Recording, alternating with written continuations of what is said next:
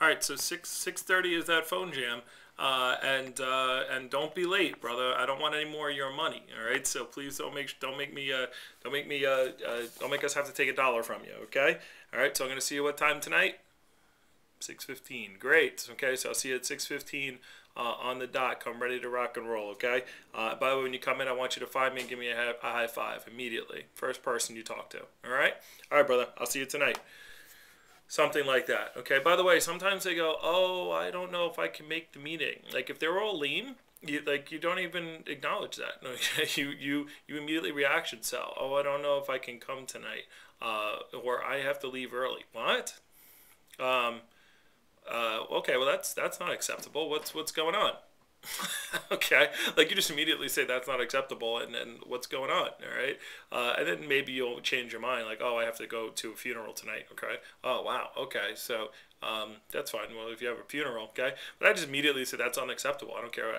That's my first reaction, so they understand that that's unacceptable. That whenever they say something that I don't agree with, I just say that's unacceptable. So so by the way, conference is tomorrow. I can't go. Oh, that's unacceptable. Well, what's wrong? Okay, so don't feel afraid to just say that's unacceptable. If they have a job, this is your job. It's unacceptable. Now I'll accept it if there's a reason there's acceptable, but they have to understand that I'm going to tell them immediately that that's not acceptable in my book. All right, so. Anyway, so that's how you wrap up that call. So the point is not to just tell them there's a meeting, not to just tell them that they have to do stuff. They have to want to go. If they want to come to the meeting, they're there. Okay, if they want to set up phone time, they're there.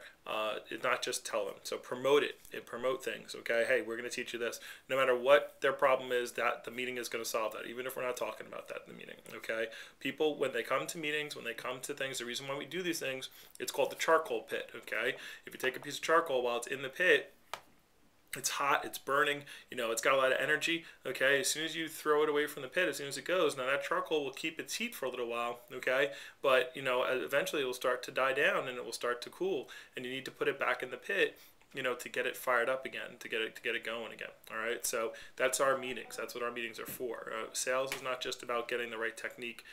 Anybody who tries to do it by themselves, Gino Liacotti, by the way, at $2 million in personal sales, been telling Gutco for 40 years, still goes to conferences and events. I see him all the time. Okay, so the point is that these reps, reps don't need to understand that, or you need to understand that for the reps don't understand it, but is that they need inspiration. They're getting beat up by everybody. Okay, they're getting beat up by their family, they're beat up by their friends, they're getting beat up by customers, they're getting beat up by everyone.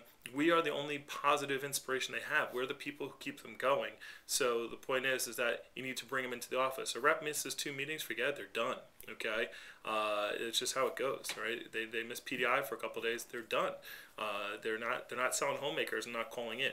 Okay, they're just sitting around being neg, thinking about another job, and understanding this is hard. Well, so what? Okay, we pay a lot of money. Of course it's hard. If it wasn't hard, then we wouldn't pay a lot of money. You make $6 and you make $7 and work at McDonald's. That's not hard. All right. So, all right. So the last part of the PDI call, by the way, is to make them feel good. All right. So they should always feel good as you wrap it up. Hey, even heard you should make them feel good and wrap them up into action. Okay. Every PDI call, you give them praise. Hey, John, do you know why it's a great thing? Always program management. Hey, John, you know what? You're gonna be a great manager one day, huh? Okay. Well, you know what? You had this problem with the can't afford it, and you overcame it. You know what most people would have done? Quit. Okay. And that's the number one thing as a manager is you got to be able to be persistent, and that's what you're developing right now, John. And so, I just think you're doing an amazing job, or whatever.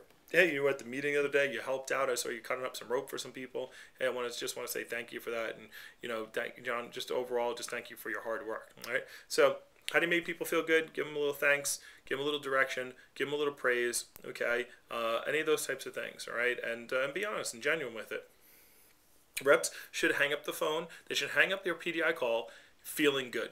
Okay, like, okay, I know what I need to do and I feel good, and thank God I talked to my manager. That's how you wrap up a PDI call every single time. You know why? And if they feel good when they hang up the call, then they'll want to call again. All right, so always remember that. Even if they did something wrong, one of the things I always do is even if I'm giving them, even if I'm beating them down, you guys know the sandwich technique. Okay, tell them something positive, tell them something negative, tell them something positive. One of the things I always like to say, if like let's say a rep misses PDI or a rep doesn't do something they're supposed to be doing, or they miss a meeting, or they do something, I love telling them, hey, you know what? I just want you to know, I'm not mad at you. Okay, I think you're a great person, but I'm very upset at your actions right now. I'm very upset at the decisions that you made. Okay, because those were not decisions that caused you success, and the decision that you made to miss the meeting or oversleep. And by the way, that's a decision that you overslept. You decided to do that. If you had a trip to Hawaii, you wouldn't have decided to oversleep. You would have found a way to get up. And so I'm not mad at you, John, but let me tell you, your actions are very unacceptable and very hurtful to yourself and also to our office. So can we make a pact that you won't live down to that standard anymore? Great. Okay, and you're gonna live up to a higher standard. All right. So this is water under the bridge. You made a mistake. I won't bring it up anymore. You won't bring it up anymore.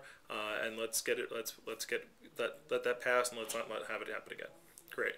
Okay. And John, hey, you know what? You're the best. All right. Great. That's how you wrap it up. So you can be negative. You can talk about. You can correct their problems and still make them feel good. Last thing here. Things that need to be done for PDI